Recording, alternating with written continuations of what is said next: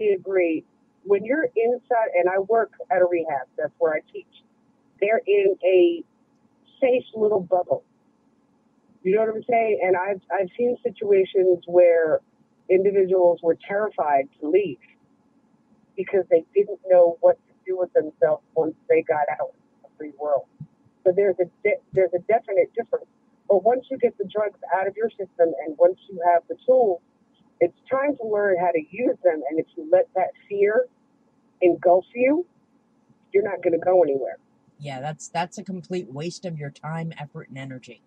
Don't let the fear take you over. Now it's time to experience life, to really see what's going on around you.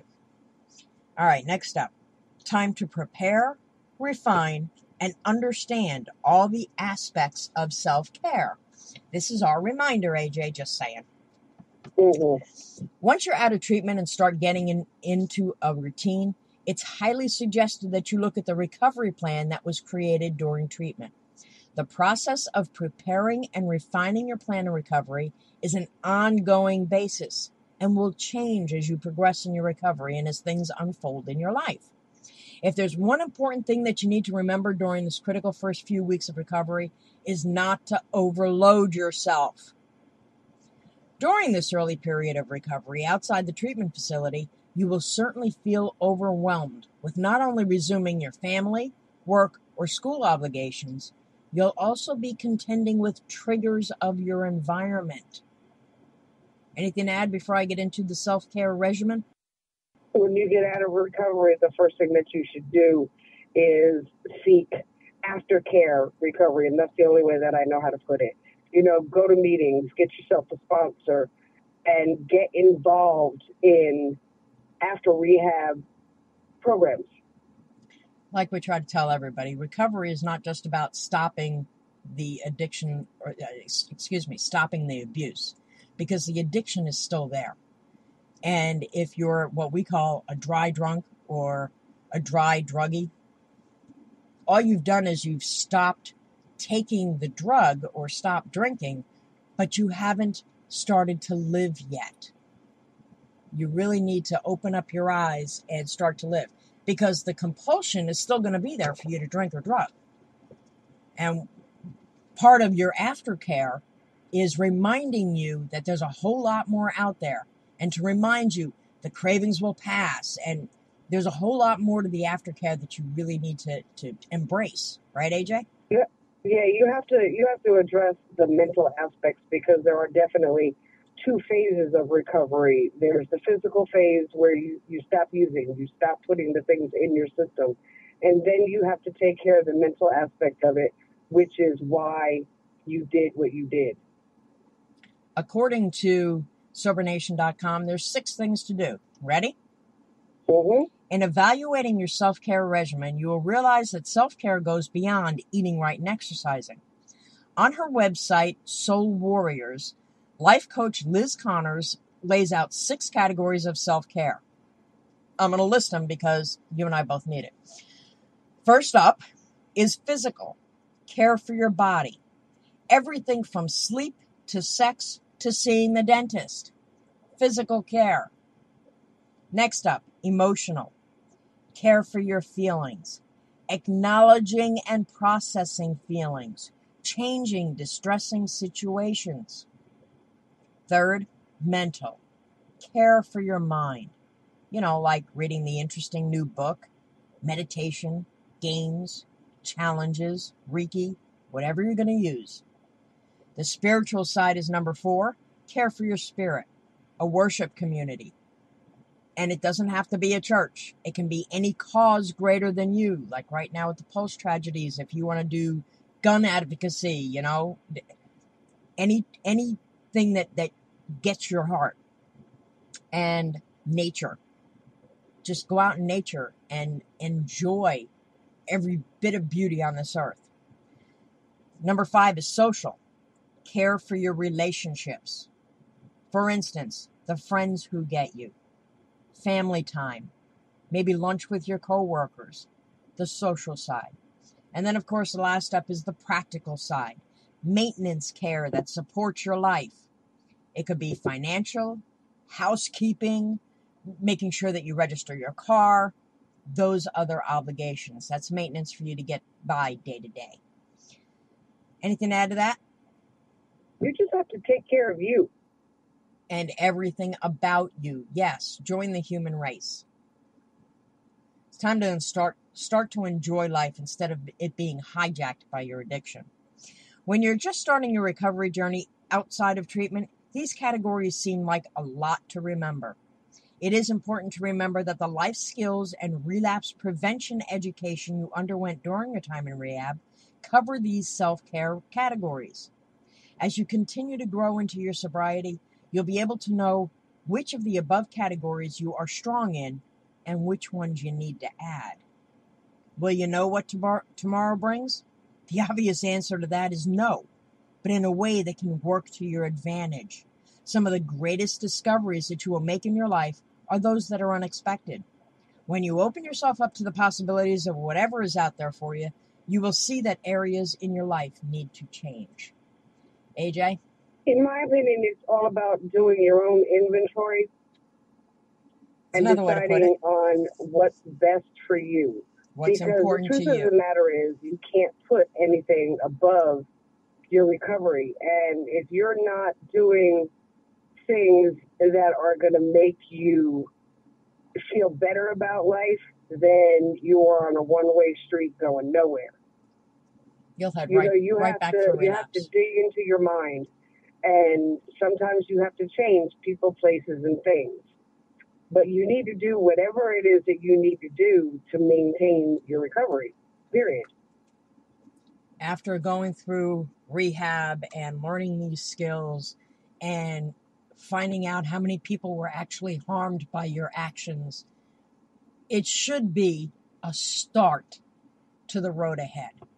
But if you did all of that for naught, just to shut somebody up, you're going to head right back out again. And you're going to cause a lot more damage. Yeah, you and me both. I'm going to go into the next section here, which is 9 steps to building a self-care plan in recovery. Now, I found this section on recovery.org. Ready? Mm-hmm. Essentially, recovery is finding a lifestyle and a pattern of thinking that is conducive to sobriety, health, and living a fulfilling life.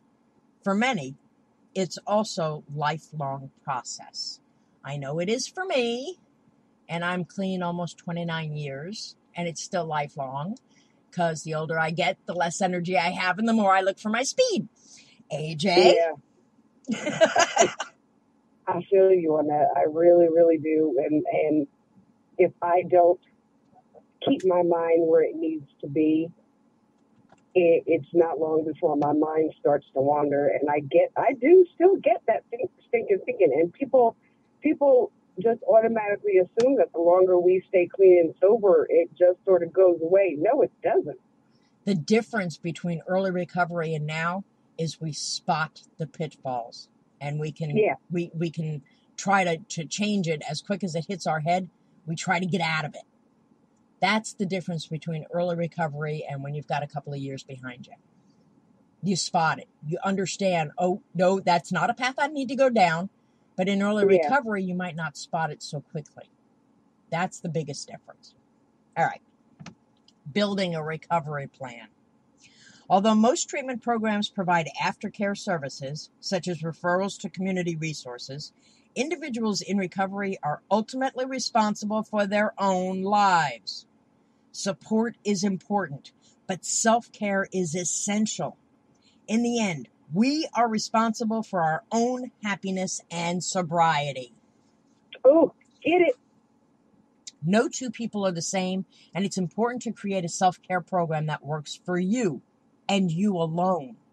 However, there are aspects of self-care that are applicable to most anyone in recovery. Since life is multidimensional, we must address each part to form the whole: the physical, the spiritual, the emotional, and social. To that end, listed are 9 basic steps for creating a successful and balanced self-care plan in recovery. Anything to add to that before I start getting into these particulars and giving you ideas on how to go about getting them? I think that just about covers it. Like I said, It's all about you having to take care of you. Happiness is not just going to come in and surprise you. You know, you're not going to get sober or clean and, the angels are going to start singing as the clouds are parting. It doesn't work like that. Life is still going to happen, and you are going to have to learn how to live life on life's terms, as well as doing what needs to be done so that you can maintain your own sobriety in every aspect of the word. Correct. Now, before I get into each of these individual types of self-care, we're going to go to our second commercial break, brought to you by Trans Life Matters. They specialize in transgender, opiate addiction, elder abuse, grief and loss, individual and couples therapy, relationship conflicts, infidelity, depression, and anxiety in the greater Tampa Bay area. You'll find them quicker and faster at rainbow411.com. We'll be right back. Most people would turn you away. Oh, I don't listen to. What's going on, fam? It's your boy, Dare Lining. You're listening to GSH Radio Live. They don't see you as I do. I wish they would try to. I know they've been. Most people would turn you away. Oh, I don't listen to. For over 20 years, Francis House has opened its doors to people infected and affected by HIV/AIDS. We offer daily support groups, counseling, lunch, medical case management, bus passes, a food pantry, and confidential HIV testing. All services are provided free of charge by a staff that is dedicated to proving that HIV is not the only positive in your life. If you're in need of any of our services or simply want to build friendships and strengthen your support network, please visit www.francishouse.org or call 813-237-3066. The Hope and Help Center envisions a world without AIDS, achieved through our mission to save lives by treating and preventing the spread of HIV/AIDS in the Central Florida community. We have been providing prevention education, care, and services to our neighbors in need for more than 23 years. Get a free test and know your status. Are you positive you're negative? Call 407-645-2577 or visit us at www.hopeandhelp.org. It's a great day to be gay. You're listening to GSHradio.com. And we are back with Pit Stop. AJ, I still have you, yes? I'm still here. Awesome. Okay. So now I am looking at recovery.org, and we're going to get into the steps of self-care, okay? I'm listening. All right. First thing that they're mentioning in this article is physical self-care. Exercise. You don't have to weight train or run a marathon. A simple walk to the store or an occasional bicycle ride will create feel-good endorphins and relieve stress. And remember, exercise and fun are not mutually exclusive. Join a recreational sports league or try surfing. The possibilities are endless. I know for you and me, AJ, that's like yard work. Yeah. Yeah. Next up, get sleep. Something you and I don't do much. No. Yeah. Especially me. Sleep affects our mood and how we view each day. You're much more inclined to keep a positive attitude during the day after a full night of restful sleep. Although life happens even after 11 p.m., keeping a regular sleep pattern can be very beneficial, physically and emotionally. Next up, and last for your physical self-care, eat healthy. In recovery, it may be tempting to replace old bad habits with new bad habits, such as eating poorly. You like that? However, research shows that food directly affects our mood. Healthy food promotes a healthier mood. It's literally food for thought. AJ? There isn't a whole hell of a lot that I can say about that without me feeling like a total hypocrite. Yeah, you and me both. You and me both. Can I chalk it up to age? It's difficult. Can I chalk it up to age? Okay, you can. I just chalk it up to, look, I'm not, and I never have been. One, I don't eat during the day. Very, very seldom do I eat during the day. Coffee is it. Hello. And I probably should get better at that. However, baby steps. Yeah, baby steps in your